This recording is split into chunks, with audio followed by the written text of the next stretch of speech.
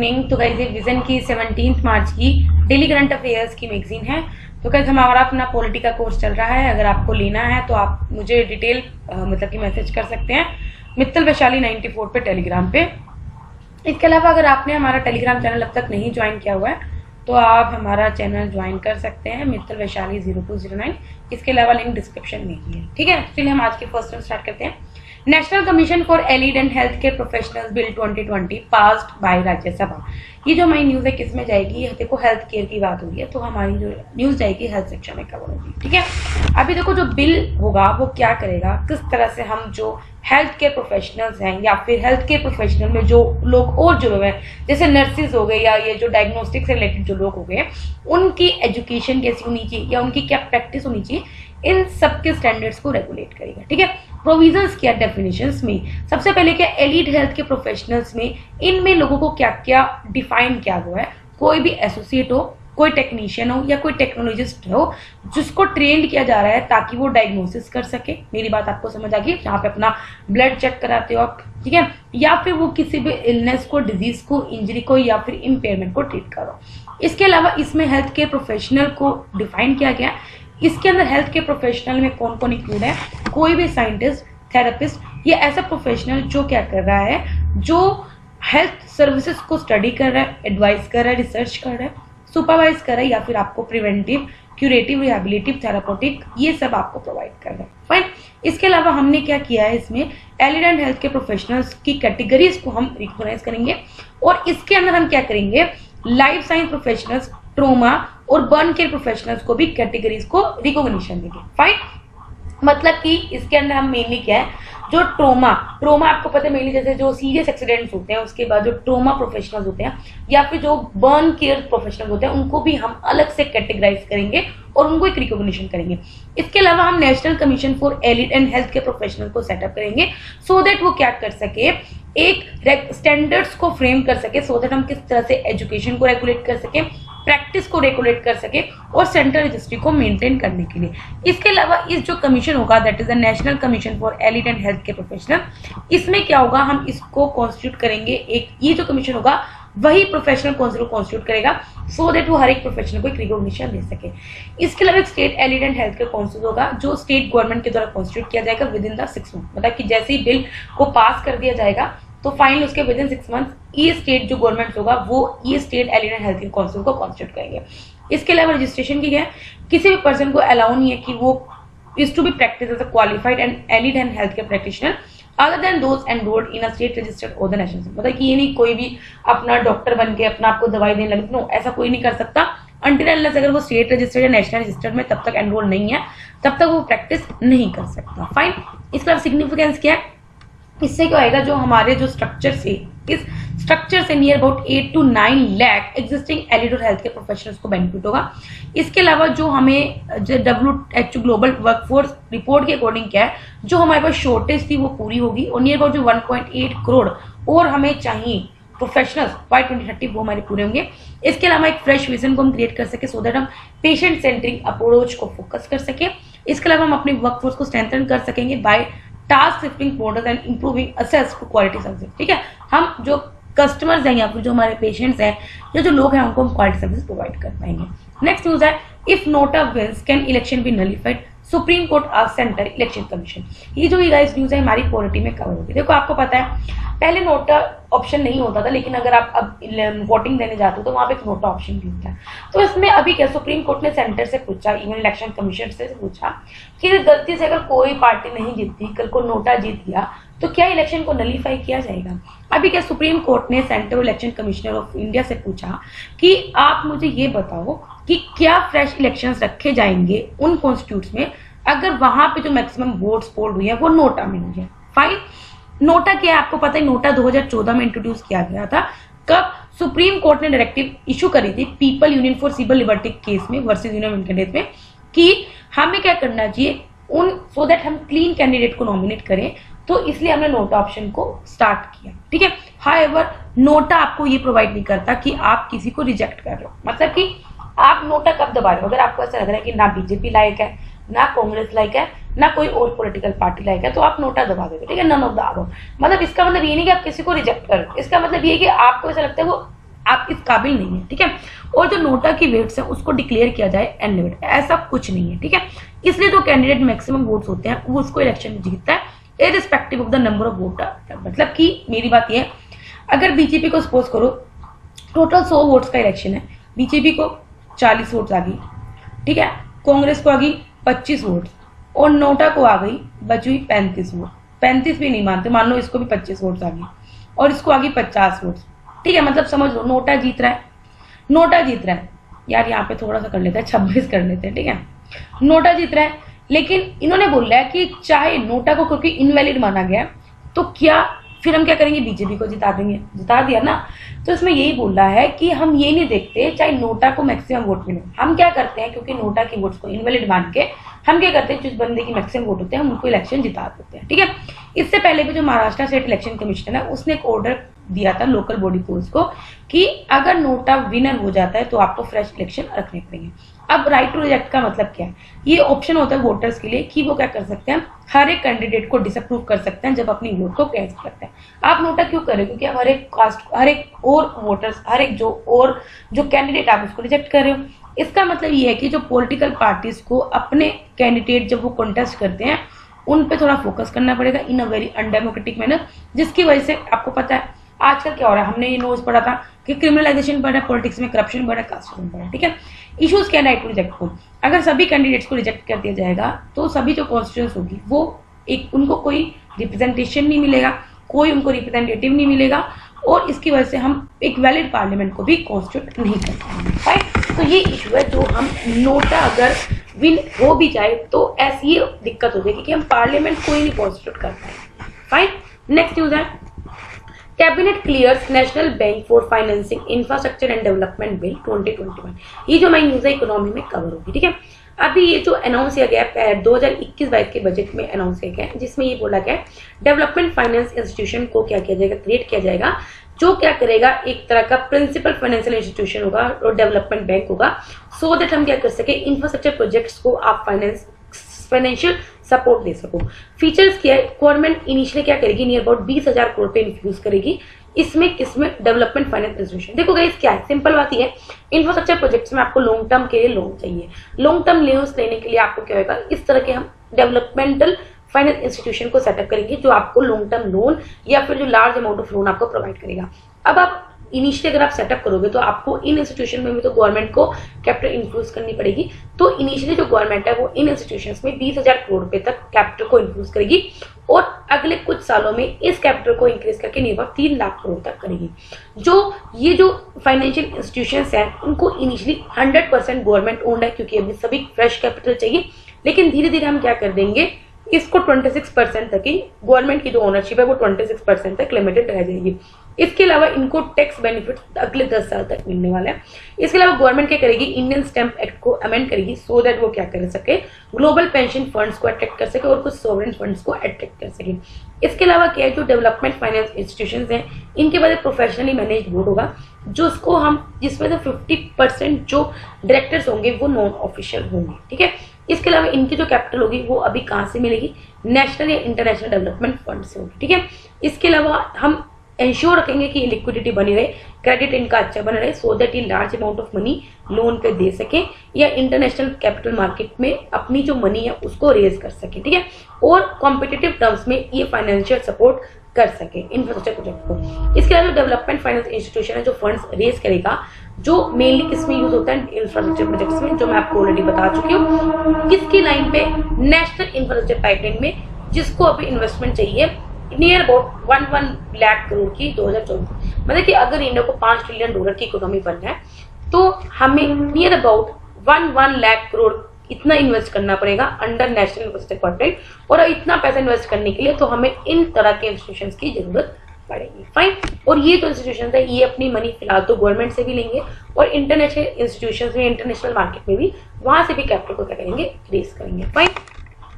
Next news है corporate social responsibility expenditure bye all companies in aspirational districts from 2017 to 2022।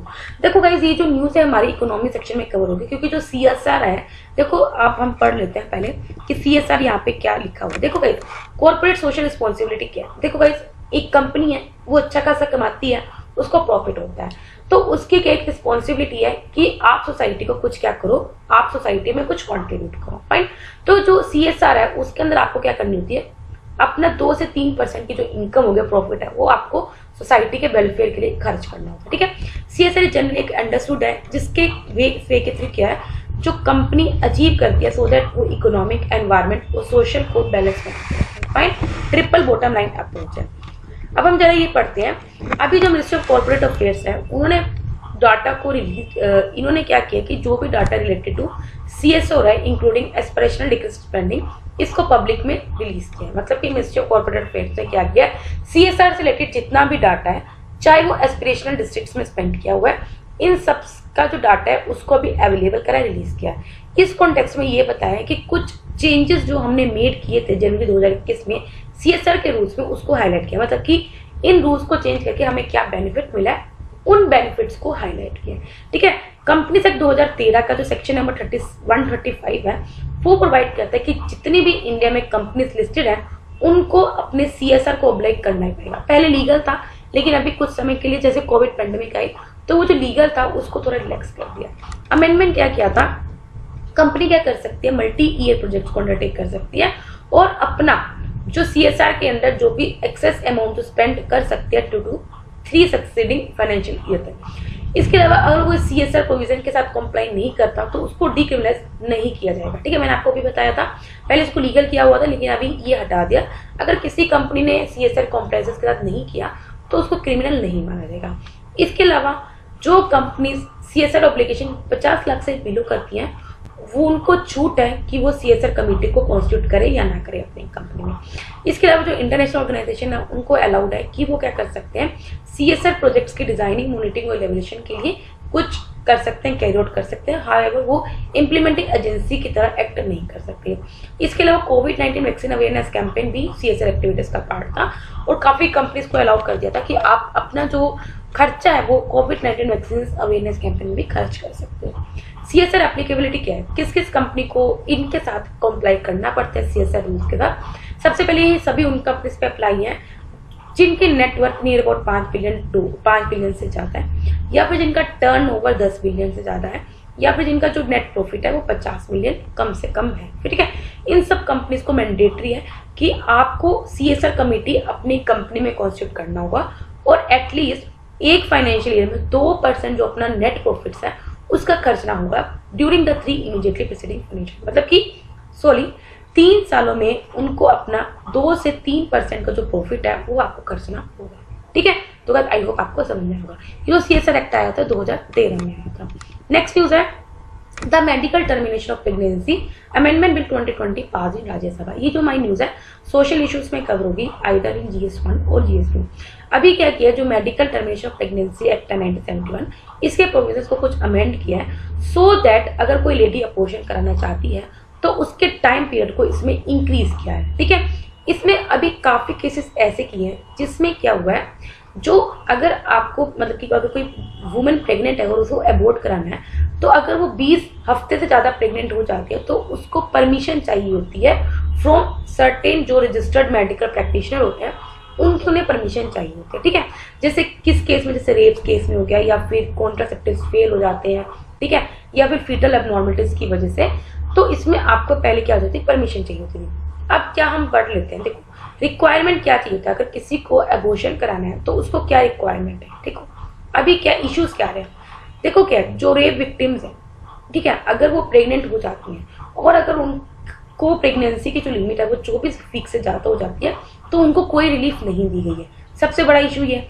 इसके अलावा इसमें ये अनक्लियर है कि क्या इनमें ट्रांसजेंडर पर्सन कवर्ड है या नहीं किया है। इसके अलावा मेडिकल बोर्ड डिसीजन कितना टाइम में अपना डिसीजन देगा, उस टाइम फ्रेम को कोई स्पेसिफाई नहीं किया।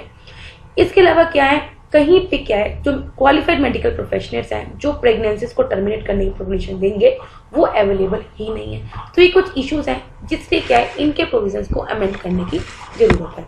अब हम जरा पढ़ते हैं, अगर कोई देखो अभी क्या अमेंड है ये देख लेते हैं। जो पहले 1971 का था और अब 2020 का है।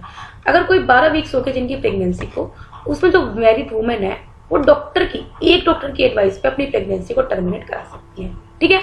इसके अलावा अगर कोई वुमेन 12 से 20 वीक्स तक में प्रेग्नेंट है तो उस मैरिड वुमेन को अगर शी वांट्स टू अबॉर्ट अपना चाइल्ड को, देन उसको 2 डॉक्टर्स की एडवाइस जरूरी है। अब जो बिल 2020 है उसमें ये बताया एनी वुमेन, चाहे उसका मैरिटल स्टेटस कैसा भी हो, चाहे वो अनमैरिड हो, अगर उसको अपना अबॉर्ट कराना है तो वो एक डॉक्टर की एडवाइस पे अबॉर्ट करा सकती है। अगर 20 वीक से ज्यादा हो जाए तो इसमें मैरिड वुमेन को पहले अलाउड ही नहीं था, मतलब किसी भी वुमेन को अलाउड नहीं था। लेकिन जो अमेंड किया गया 2020 में, इसमें क्या किया, अगर तो 20 से 24 वीक्स का तक में है तो आपको क्या करना पड़ेगा, सेंट्रल गवर्नमेंट में कुछ लिस्ट को नोटिफाई किया हुआ है जहां पे प्रेग्नेंट वुमेन को 2 डॉक्टर्स की एडवाइस से आप क्या कर सकते हो, बच्चे को अबॉर्ट करा सकते हो। लेकिन 24 वीक से ज्यादा अगर प्रेग्नेंट है तो इसमें जो मेडिकल बोर्ड है उसी को डिसीजन लेना पड़ेगा in case of substantial foetal abnormality. Fine, तो अभी हमने क्या पढ़ा कि कभी कभी मेडिकल बोर्ड कितना टाइम में डिसीजन दे तो हमें स्पेसिफाइड नहीं है। अभी एक बात बताओ, तो मेडिकल बोर्ड का डिसीजन ही नहीं आया तो at the end she have to give birth ना, ठीक है। तो इसलिए क्या है, तो मेडिकल बोर्ड के डिसीजन को लेना पड़ेगा, ठीक है। तो ये कुछ अमेंडमेंट की थी। मेडिकल बोर्ड में क्या होगा, इस बोर्ड में एक गायनेकोलॉजिस्ट होगा, एक पेडिट्रिशियन होगा जो मतलब कहते हैं बच्चों का होता है डॉक्टर, रेडियोलॉजिस्ट होगा, सोनोलॉजिस्ट होगा और कुछ और मेंबर्स होंगे जो स्टेट गवर्नमेंट के द्वारा नोटिफाई किए जाएंगे। प्राइवेसी ऑफ वुमेन, जो भी वुमेन प्रेगनेंसी को टर्मिनेट करना चाहती है उस वुमेन की प्राइवेसी को रिवील कोई नहीं कर सकता किसी भी पर्सन को एज पर लॉ। फाइन, अब हम पढ़ते अपनी छोटी छोटी न्यूज पे। एंटी डिफेक्शन लॉ, जो मेरे साथ पॉलिटी पर उनको पता होगा, 52nd अमेंडमेंट एक्ट में आया था 1985 में, किस शेड्यूल के अंदर, 10th शेड्यूल के अंदर। रिसेंटली क्या डिस्क्वालिफिकेशन का इशू आया अंडर एंटी डिफेक्शन लॉ कि जो अभी क्या राज्यसभा एमपी को जिसको नॉमिनेट किया गया था उसको रेस किया गया after he was fielded as a candidate in the West Bengal assembly election. मेरी बात आपको समझ नहीं, देखो आपको पता है अगर लोकसभा या राज्यसभा में किसी भी मेंबर को नॉमिनेट किया गया वो किसी पॉलिटिकल पार्टी को ज्वाइन नहीं कर सकता। अगर वो पॉलिटिकल पार्टी को ज्वाइन करेगा देन आप उसको एंटी डिफेक्शन लॉ के अंदर डिस्क्वालीफाई कर सकते हो। तो अभी क्या हुआ है, राज्यसभा का जो एक एमपी है वो वेस्ट बंगाल असेंबली इलेक्शन में क्या कर रहा है, कैंडिडेट की तरह लड़ रहा है, ठीक है। तो इसको लेके एंटी डिस्क्वालिफिकेशन का इशू अराइज हुआ। Anti defection law 10th schedule के अंडर है जो एक प्रोसेस फ्लो करता है किस तरह से हम किसी भी एमपी को या एमएलए को डिस्क्वालीफाई कर सकते हैं on the ground of defection. एक लेजिस्लेचर को डिफेक्टेड किया जाता है अगर वो अपनी उस पार्टी की मेंबरशिप को अपनी मर्जी से क्या करता है, गिव अप करता है, या फिर वो अपनी पार्टी की जो रूल्स है या जो डायरेक्टिव जो उसको डायरेक्शन दी गई है उसको ओबे नहीं करता है। नॉमिनेटेड एमपी के लिए जो लॉ स्पेसिफाई किया वो विद इन, मतलब कि अगर कोई जिसको हमने एमपी को नॉमिनेट किया अगर वो विद इन 6 मंथ किसी भी पॉलिटिकल पार्टी को ज्वाइन कर लेता है तो उसको हम क्या कर देते हैं, उसको हम डिस्क्वालीफाई कर सकते हैं, ठीक है।